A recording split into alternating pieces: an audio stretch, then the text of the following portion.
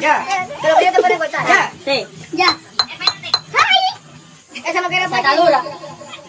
Ay, no! Ay, Dios, tiene coño. Esa me pa, ya la preparé yo para ti. Cada uno con el pa. Esa pa. Ay, diablo, pero ya ni venga.